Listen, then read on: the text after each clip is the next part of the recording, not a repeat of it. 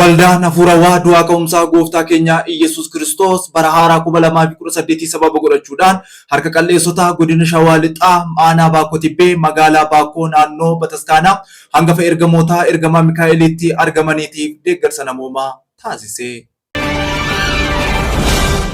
Manni Kiristaanaa Ortodoksii biyya Hindii diyaaqonoota 11f aangoo lubummaa kennuun luboota taasisuun muddeetti.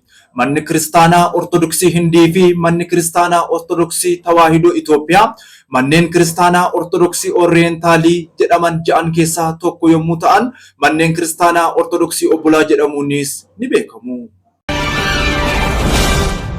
Biyyoota addunyaa garaagaraa keessatti ayyaanni yaadannoo argamuu fannoo fayyisaa keenya Iyyasuus Kiristoos kadhannaa fi sirnoota hafuuraa garaagaraan kabajamaa jira. Sirni kabajaa ayyaana yaadannoo argamuu fannoo fayyisaa keenya Iyyasuus Kiristoos mana Kiristaanaa Ortodoksii biyya Sooriyaattis kabajamee jira.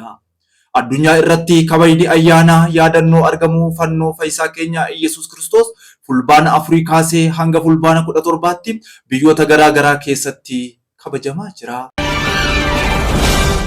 Ayyaanni yaadannoo argamuu fannoo fayyisaa keenya Iyyasuus Kiristoos biyya Libaanoon bakka dhaloota haadha keenya qulqulleettii dubaroo Maariyaamitti haala ajaa'iba ta'een kabajamee jira.